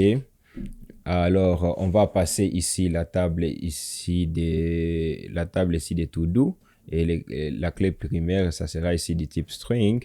Et on peut alors l'attacher à notre base de données ici. Et on peut dire ici alors to-dos, notre table ici, to-dos, to-dos, ok. On va déclarer ici nos colonnes. Je vais ajouter ici plus ID. Ceci veut dire que notre première colonne ici, ça va prendre des valeurs auto-écrément pour notre ID ici. Donc, l'ID, ça sera fourni par la base de données. OK. Après la deuxième colonne, ça sera pour sauvegarder ici les titles, les titres, la description. Et puis, les done ici pour savoir si oui ou non la tâche a été effectuée. Alors, après ça ici, je vais alors écrire quelques fonctions ici pour faire les opérations CRUD des to-dos. Les opérations CRUD pour ajouter, supprimer dans une base de données. OK. D'abord, on va écrire une fonction new to do. New to do va prendre en paramètre ici la tâche ici to do à sauvegarder dans la base de données. Et à partir de ça ici, cette fonction va prendre à partir de notre base de données DB. À partir de ça, on va accéder directement à la table to-dos et on va y ajouter la tâche que l'utilisateur va passer en paramètre de cette fonction. Très simple que ça. Et on va alors partir sur notre composant, là où est implémenté ici les boutons ajouter sur notre add to do, là où ici est implémenté ces boutons ici qui va euh, qui va déclencher la soumission ici des formulaires. La première des choses, on va injecter d'abord les services ici, To-Do Service, pour accéder à la méthode qu'on vient d'y créer. OK, et dès là, ici, ce qu'on va faire, on va tout d'abord constituer, avoir un objet qui va avoir les propriétés d'un to-do, OK, d'une tâche à faire, OK. Alors, on va constituer cet objet ici, OK. Alors, la première des choses, l'idée sera fournie par notre base de données. Donc, on a besoin, parce qu'on ne va pas fournir l'idée ici. La base de données va s'en charger. Nous, on a besoin seulement qu'on puisse commencer à qu'on fournit d'abord la valeur pour les titres. Les titres, sa valeur nous sera fournie par ce que l'utilisateur va mettre dans le contrôleur ici, title. OK. Oups. Et je vais faire de même pour description. Description ici. Et dis-moi ici, ça ne doit pas être nul. Et pour done, la tâche initialement, ça ne sera pas fait. Donc, ça sera false. OK. Et à partir de ça, je vais alors sauvegarder ça. J'ai déjà ma tâche à faire, je dois les sauvegarder dans notre base des données. Je vais faire appel à cette fonction et je vais passer ces to-do en paramètres. Et puis quand ça sera fait, je vais initialiser mon formulaire. Je vais l'initialiser alors pour entrer une autre tâche. Et là, vous pouvez voir ici, quand j'enregistre, je vais enregistrer tout. Je m'excuse. Vous allez voir, je peux fournir ici un titre et le formulaire sera déjà déjà valide. Et je peux aussi ajouter, si je veux, une description, faire un titre sur Angular. OK, quand je clique sur ajouter et ça marche, on va voir comment est-ce qu'on va alors récupérer cette tâche et l'afficher ici. Alors, pour pouvoir afficher cette liste ici, on aura besoin d'un composant. Alors, je vais fermer d'abord tout ceci et aller sur ce dossier ici, l'ouvrir avec le terminal intégré. Et là, je vais créer un composant appelé To-Do List. Je vais l'appeler ici To-Do List avec toutes ces options ici. To-Do List et je vais cliquer Entrée. Notre composant est là. Je vais réduire tout ceci et l'ouvrir ici. Et là, on aura besoin d'un div. On aura besoin d'un div qui sera un conteneur de tout, un conteneur de chaque tâche à faire. Donc, je vais dire ici to do card container. OK. Et avant d'avoir les tâches affichées dans ces divs ici, on va d'abord aller sur notre service, écrire une fonction qui va nous permettre de récupérer toutes les tâches disponibles dans notre base de données. Et de là, on va faire ici get to do's pour dire obtenir les tâches à faire. Et de là, parce que ici, contrairement à ce qu'on avait fait précédemment, comme on avait fait à partir de DB, on a récupéré ici les utilisateurs, mais ici c'est qu'on va faire parce qu'on veut que à chaque fois qu'on clique ici sur ajouter, que la liste puisse s'actualiser. Et pour ce faire, on va avoir besoin ici de la méthode ici d'une fonction appelée live query, OK, pour faire des requêtes en temps réel ici. On va l'importer. Et de là, on va ainsi mettre ici notre fonction. On va retourner ici notre fonction comme on l'avait fait avant. Notre fonction à partir de notre base de données, la table ici to do. Et on va récupérer tout ce qui est là en format array, en format liste. Et là, ça va nous retourner ici un observable ici des listes des tâches ici, OK? Et ce qui va nous permettre ainsi d'avoir la liste à jour à chaque fois qu'il y aura un changement dans notre base de données. Alors, je vais avoir besoin d'injecter d'abord les services ici pour avoir accès à cette méthode que je viens de créer. Alors, je vais injecter to-do service. OK. OK, je vais faire inject. En paramètre que je vais passer ici to-do service. Et je vais importer ça. OK. Et de là, je peux alors faire ici read only parce qu'on va lire cette variable dans notre template. On va avoir la liste de nos to-dos. Je vais ajouter ici la signe $ pour dire que ça, c'est un observable. Et je vais dire 10 notre service ici et on va récupérer ici cette get to-do, cette fonction qui nous retourne ici l'observable de la liste des tâches. Et par là, on peut venir ici pour ce div ici et on va ajouter une interaction pour chaque to-do se trouvant dans notre liste ici et ajouter async pipe parce que c'est l'observable. OK. Alors, ici, on va voir alors comment est-ce que on va... je vais sauvegarder tout ceci et je vais implémenter l'interface pour chaque to-do. Je vais commencer par mettre ici un input. On aura besoin d'un input. OK.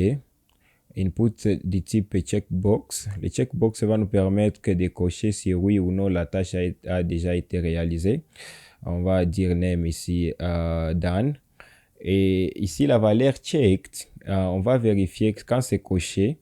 Donc, on va lier ici quand ça va être coché et donner ici la valeur qui sera ici dans todo.done. OK. Et quand on va cliquer ici sur ce checkbox, on va déclencher ou faire appel à la fonction ici update todo pour modifier la valeur de la tâche en question qu'on va passer en paramètre. Et là, je vais créer ici cette fonction. Je vais créer ça update to do et on va passer ici les to do du type to do à update ou à modifier en paramètre. Et après ça, j'aurai besoin d'un div. Je vais implémenter un div. J'aurai besoin d'un div. C'est un div avec la classe title desk pour notre titre et notre description de chaque tâche. On aura title desk, OK. Et de là, on va afficher un H4 qui va interpoler la valeur des titres de notre tâche. Ici, avec la classe ici title, on va interpoler ici la valeur des titres de notre to-do. On va prendre to-do.title. OK. Et aussi, on va faire de même pour H5. OK. On va ajouter ici la classe ici description. OK. Et on va interpoler aussi la valeur de la description. Ici, il faut en être sûr que vous avez bien écrit comme c'est déclaré ici dans notre interface. Donc, OK. Et dis-moi, vous pouvez même faire copier-coller pour en être sûr. Et après ça, j'aurai besoin ici d'un bouton supprimer. OK. J'aurai besoin d'un bouton supprimer avec classe delete button. Et quand on va cliquer sur ces boutons, on va déclencher ici cette fonction delete to do. OK. Je vais déclarer cette fonction ici et on va on va passer les to do en paramètres. Je vais récupérer les to do à supprimer en paramètres et là on aura notre fonction et enfin comme done, on va enregistrer des modifications pour la prévisualisation. Je vais enregistrer. OK. Oui. On n'a pas eu à récupérer. Je vais mettre un to-do ici, taxis boxes, et l'ajouter. Oh, ça ne s'affiche pas. Oui. On n'a pas affiché tout ça ici. Donc, il faut l'afficher là-bas. Je vais récupérer les sélecteurs ici de notre composant. Et on va afficher ça après notre formulaire ici. Donc, c'est notre app to do. Je vais mettre aussi, je vais mettre nos balises ici pour notre sélecteur app to do list. Et je vais ainsi importer notre composant ici, app to do list components. Je vais enregistrer tout. OK. Et là, oui, qu'est-ce que... Oui, je vais essayer de mettre notre to-do, ajouter, je vais dire, ajouter quelque chose et pour voir si ça va marcher. Bon, on va tester, ajouter quelque chose. Normalement, ça devait déjà marcher. Pas de description. OK. Et je vais cliquer sur ajouter. Waouh, ça marche. Vous voyez, nous avions notre liste. Notre liste, dans notre liste, on n'a qu'une seule tâche. Et alors, on va procéder par faire la stylisation comme ceci. Donc, mettre tout en ordre, arranger tout par quelques stylisations CSS, comme ça. Alors, ce qu'on va implémenter justement là, on va faire la mise en forme de tous les éléments se trouvant dans ces divs ici. Alors, ajoutons quelques classes CSS pour les designs de notre de nos éléments. Alors, rapidement, on va le faire rapidement pour la stylisation. Je vais récupérer déjà les conteneurs parents, ce qui englobe déjà nos éléments. Donc, OK, ce conteneur ici pour tous ces éléments. OK, on a commencé déjà par envelopper d'abord nos éléments ici par donner la largeur ici maximale de 80% de l'écran et minimale et aussi de 90 et donner cette valeur ici entre les deux. On a donné la valeur maximale de la largeur, on a donné des marges, on a fait ici l'affichage en flex en justifiant ici des espaces entre nos éléments, les input, div et autres boutons. Et on a centré nos items. Je vais juste enregistrer pour vous donner ici l'image de ce qu'on vient d'implémenter. OK. Là, vous voyez, on a notre conteneur. OK. On a nos éléments ici qui sont espacés. On a des espaces entre ces éléments. Je vais ajouter une autre tâche à faire ici. Je vais dire faire tutoriel ici de qualité. OK, alors j'ajoute, vous voyez, on a nos éléments ici qui implémentent notre design. Alors, on va poursuivre ainsi on va poursuivre ainsi. Je vais mettre ici cette classe, c'est pas encore implémenté dans nos éléments. Alors, ce que je vais faire, je vais déclarer un div ici, OK? Et ce div va contenir ici ces div qui contient ici le titre et la description avec cet input ici. Donc, je vais sélectionner ici ces deux éléments et les mettre là-bas et implémenter ici la classe ici. La classe to do content, OK? Le contenu de to do. Je vais enregistrer, OK? Vous voyez ici, on a alors cette mise en forme et ce qu'on va augmenter ici, on va augmenter quelques stylisations. Premièrement pour des titres, OK? Pour les titres et la description, on va donner à chaque élément qui se trouve dans ces divs ici. OK. On va ainsi enregistrer pour la taille des polices. Vous voyez que ça devient un peu plus lisible. Alors, on va aussi mettre d'autres classes ici. OK, je vais les coller justement là. Alors, pour cette classe ici, Dan, pour cette classe, ça va nous permettre de faire juste la décoration des tests pour souligner ici, comme vous pouvez le voir ici, souligner seulement la tâche qui est déjà effectuée. Alors, ici, pour l'applicabilité de cette classe, on va se servir la directive ngClass pour appliquer cette classe dynamiquement. Donc, on va nous lier à la propriété se trouvant de chaque to-do. Et puis là, on va dire que notre classe ici, done, va être appliquée et si la tâche ici, si to-do.down est vérifié. Si to-do, la propriété done de to-do est égale à true. Donc, j'enregistre. OK. OK, cette classe ici va s'appliquer aussi plus tard, mais le design, ça, c'est bon déjà. Ici, on a appliqué ici cette stylisation pour notre input, les checkbox comme ça. Ici, c'est la classe qui a été appliquée pour notre bouton supprimer.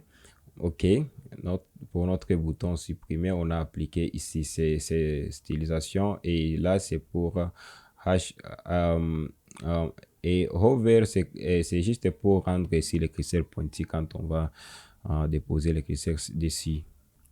Alors, quand on va cliquer ici sur notre checkbox ici, qu'on soit en mesure de faire appel à cette fonction et que cette fonction puisse modifier la tâche à faire en achirant ici ces divs comme ceci, OK? Alors, comment est-ce qu'on va implémenter ça sur notre tâche à faire, indiquer que la tâche est exécutée? Parce que quand on va faire appel à cette fonction ici, il faut qu'on soit à mesure d'effectuer cette tâche. Alors, ici, on doit, pour garder les states de ça, on doit écrire une fonction ici, une fonction qui va nous permettre de modifier cette tâche dans la base de données. Cette fonction sera appelée ici update to do. OK. En paramètre, on va y passer ici la tâche à modifier. OK. Ici, cette fonction va prendre depuis notre base de données ici, DB, et on va récupérer notre table ici dans la table to-dos. On va appeler ici la méthode update. Et la méthode update, il faut spécifier des choses ici. Donc là, on récupère d'abord les to-do à modifier. OK. Et dans to-do à modifier, on va récupérer d'abord l'identifiant. OK. Depuis to-do, on va récupérer l'identifiant de cette ID. Il faut que ça ne soit pas nil. OK. OK, le point d'exclamation. On va ajouter ici un point d'exclamation et puis on va passer alors sauvegarder alors les to-do qui a été modifié ou les remplacer. OK. Seulement ça et puis on va retourner ici pour notre fonction ici.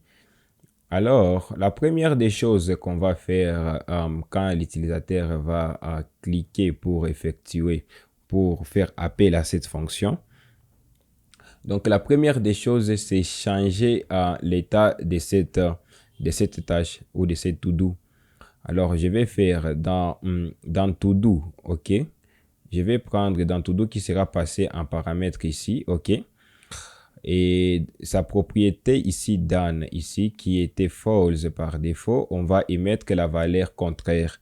Donc, si c'était false, ça deviendra true. Si c'était true, ça deviendra false. OK, bien que ceci seulement ici, on sera capable de basculer entre les deux modes. OK, je vais enregistrer.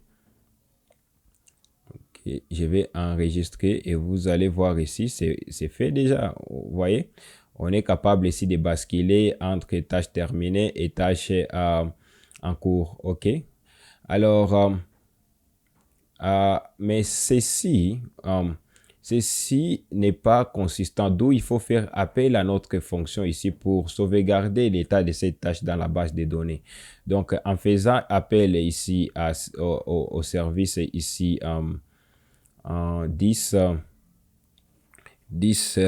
to-do service, OK, pour avoir accès ici à la méthode update qu'on a déclaré là-bas dans notre service, OK. Et cette méthode a besoin de cette tâche qu'on aura à modifier, d'où on va passer notre to-do ici. Alors, je vais commenter ceci pour vous montrer l'utilité de ce que je viens d'implémenter. OK, j'enregistre. vous allez voir, on a été capable de cocher la tâche qui est déjà effectuée, mais quand on reload la page, ici, les données ne sont pas persistantes, mais du moins ici, les données sont persistantes parce que c'est sauvegardé dans la base des données.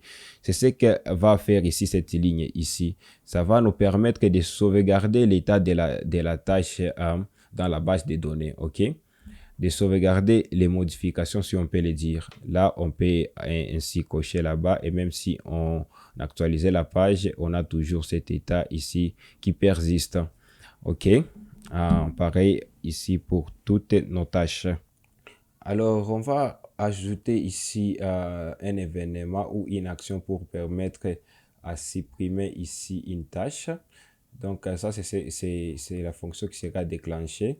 Mais du moins, sur notre service ici, il faut écrire une fonction qui va supprimer cette tâche dans la base des données. Donc, pour ça, on va écrire une fonction appelée delete to do. Delete to do, OK. Et en paramètre, on va passer ici cette tâche à supprimer. Cette tâche à supprimer ici, et ça sera ici 10 to do, et dans notre table ici to do, on va faire appel à la méthode ici delete, et là on va préciser l'id, l'identifiant de la tâche à supprimer. OK. Seulement ça, on sera capable de supprimer ça dans notre base de données. Alors, je vais enregistrer les modifications et partir là où on a implémenté notre fonction, OK, pour faire appel à cette fonction qu'on vient de déclarer ici. Donc, ici, sur notre to-do list component. Alors, sur notre fonction ici, delete to do, OK, sur notre fonction ici, là, je vais le faire ici à une fonction fléchée parce qu'on a qu'une seule ligne de code à exécuter. Alors, on va faire appel ici sur notre to-do service, et on va faire appel à notre